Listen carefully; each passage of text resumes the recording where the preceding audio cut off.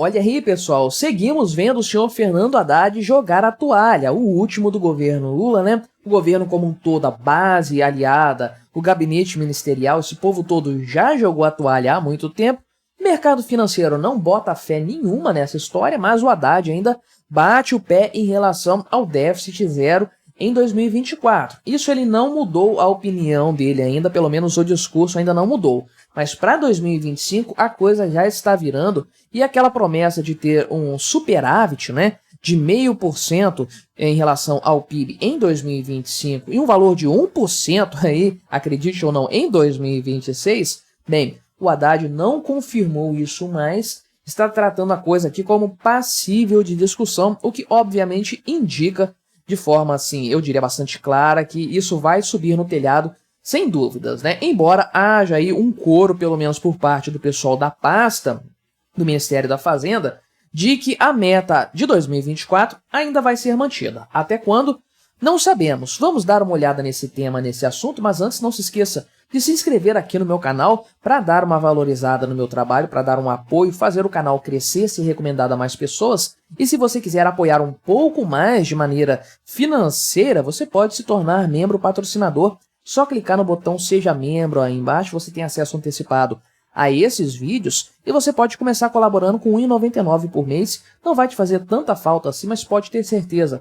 Isso no cômputo geral aqui na hora de fazer as contas lá, o YouTube dá aquela merreca que ele dá pra gente. Isso faz uma diferença danada e ajuda eu a continuar a fazendo um trabalho aqui cada vez melhor, cada vez mais dedicado a trazer as notícias com um viés não tão esquerdista quanto a galera aí da grande mídia de forma geral, né? Mas, então, o que o Haddad está colocando aqui a esse respeito? Ele falou isso ontem, né, terça-feira, dia 26 de março, a notícia repercutiu hoje aqui, que o governo vai avaliar aí, e claro, passando a bola para o Congresso Nacional, dizendo que isso depende do Congresso Nacional, mas o governo vai avaliar, então, se ele vai manter essa meta de superávit primário de 0,5% do PIB para 2025 aí, conforme havia sido estipulado lá no arcabouço fiscal. Ou seja, isso aqui, até então, era uma certeza de Estado, né? O governo estava mantendo isso como vem mantendo o patamar de 2024, que é um balanço, né? Um equilíbrio, déficit zero para o presente ano. Só que agora a coisa já começou a ser conversada diferente. E quando o Haddad chega a falar isso é porque já está sacramentado nos bastidores que não vai ter a perseguição dessa meta para 2025. Obviamente o governo está vendo como que as coisas estão se desenrolando em 2024, como ele não vai conseguir entregar o resultado para este ano, um resultado factível, e como não dá para ter um resultado ainda melhor em 2025, né? Muito pelo contrário, a tendência é que a coisa se deteriore mais. E o governo não quer correr um risco aí, numa etapa mais complicada, né? Entrando aí no terceiro ano de mandato, 2025, incorrer num crime de responsabilidade, porque o pessoal costuma rodar mais fácil nessa época, no terceiro ano do mandato, né? O Collor foi assim, não foi mesmo, né? Dilma Rousseff também aí no seu segundo mandato, aliás, foi no segundo ano, mas ela já tinha muito tempo de bagagem aí. Então, é uma época meio perigosa para cometer crime de responsabilidade. A LDO, que vai determinar os gastos, as receitas, né, o orçamento de 2025 tem que ser apresentada pelo governo no dia 15 de abril. Meu amigo, o ano tá voando, né? Tá voando. Nós estamos ainda batendo papo, estávamos até pouco tempo atrás sobre o resultado de 2023, né? O que foi real, o que não foi, o que mexeu, o que impactou. A gente ficou nessa conversa toda aí e essas coisas do tipo, né? E o pessoal ainda tá conversando ainda sobre os impactos do orçamento de 2024, se vai ter alguma mudança ou não, e já estamos aí preparando, né, o governo pelo menos preparando a LDO de 2025. Meu amigo, o tempo voa realmente. De acordo com as diretrizes orçamentárias, isso tem que ser enviado, esse texto, até o dia 15 de abril. Então o governo tem mais ou menos umas 3 semanas para fazer o debate a esse respeito aí lá nas internas, né, nos ministérios ali e tudo mais, lembrando que quem é responsável por elaborar e enviar para o Congresso o orçamento é a Simone Tebet, que é a ministra do Planejamento e do Orçamento de fato aí, né? Então, o Haddad falou o seguinte: nós vamos ao longo dos próximos dias definir com o Congresso Nacional o andar da carruagem, como é que nós vamos definir a trajetória daqui para frente. A ministra Simone é quem prepara a LDO. Esse tema vai ser discutido à luz do que está acontecendo no Congresso Nacional, o que já aconteceu de bom nas Cortes Superiores. Isso aqui eu achei fantástico quando ele falou fantástico, né? Ou seja, quem vai salvar o orçamento do governo Lula é o STF, porque é um absurdo total colocar-se isso aqui como algo a ser considerado no orçamento, decisões do STF. Imagina só o governo fazendo planos de gastos aí, previsões de receitas com base em decisões da Suprema Corte.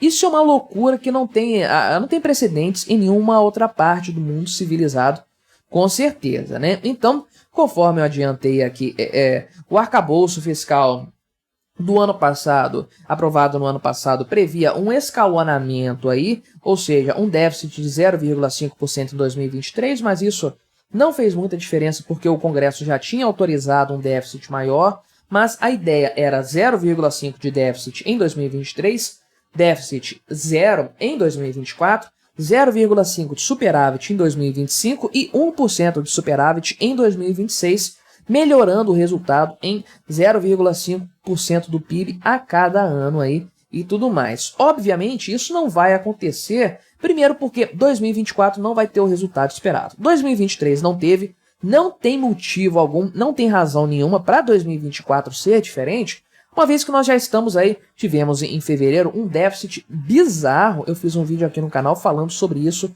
inclusive, né? Então, a tendência é que 2024 não se cumpra. Se isso acontecer, como que vai se chegar em 2025 num superávit aí na faixa de 55, 60 bilhões de reais?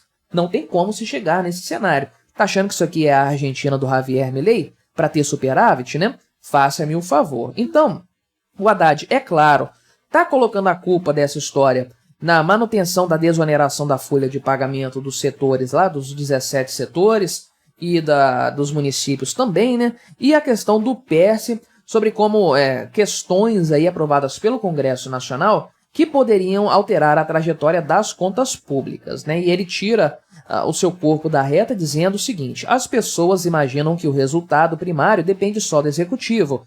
Isso é um erro, né? E ele falou que antigamente o chefe do executivo tinha um comando sobre o país, coisa que ele não tem mais, né? Quando, meu amigo, que ele governava e tinha um comando sobre o país, governava à revelia dos outros poderes, né? Em algum momento ditatorial, sem dúvidas, né? Porque república não prevê esse tipo de situação aqui, é um governo de diálogo entre os poderes, de fato. Mas a verdade aqui, então, em relação às questões fiscais, de forma específica aqui, para este ano de 2024 também e o ano seguinte de 2025, é que não tem jeito, o cobertor é curto, o governo não vai dar conta de cobrir os pés e cobrir a cabeça. Isso a gente sabe, o mercado já precificou isso, né? O mercado está precificando aí 70, 80 bilhões de reais de déficit primário para este ano, né? E esse tipo aqui de restrições para ter superávit, ter déficit zero, isso não faz sentido num governo Lula, porque o Lula quer gastar mais dinheiro. Então, acaba que a própria índole do governo Lula, vamos colocar assim, né? Lula, né? O gênero neutro. A índole do governo Lula é de gastar mais. E se você gasta mais, você tem um excesso, é claro, de dívida. A ideia do Fernando Haddad nessa história nunca foi cortar gastos. Você pode pegar todas as entrevistas que ele deu até hoje, todas as declarações, ele nunca propôs um corte de gastos, né? O fechamento de um ministério, a não realização de um concurso, nada. Ele nunca falou nesses termos, né? Ele sempre falou no aumento da receita, por meio de mais impostos e por meio, né, através do fim de alguns programas de renúncia fiscal, como a desoneração da folha e o próprio PERSE aí também. Então, o governo só quer arrecadar mais dinheiro por parte da população. Foi o Arthur Lira, eu acho, que falou isso na época, né? Que o governo tinha que parar de pensar no resultado fiscal, no orçamento, apenas pelo lado da receita e começar a olhar um pouco a despesa, né? Onde cortar, como reduzir os gastos para ter um resultado interessante. É isso que o Javier Milei está fazendo lá na Argentina. Não está esperando a economia melhorar para ter uma receita maior, para ter um superávit, né? Não, ele tem que ter o superávit primeiro para a economia melhorar. Então ele está cortando gastos. É o que tem que fazer, é o caminho para se chegar nesse resultado, e ele está fazendo milagres lá na Argentina praticamente. Aqui no Brasil, esses patetas do governo Lula, com especial destaque para o senhor Fernando Haddad, estão ainda martelando essa história aí de aumento de receitas. O Brasil já não aguenta mais pagar esse tanto de impostos que paga, e sem ter nenhuma contrapartida num corte de receitas, pelo menos, para dizer que o governo tá junto, tá se esforçando. Não! O governo aí gasta dinheiro à torta e à direito,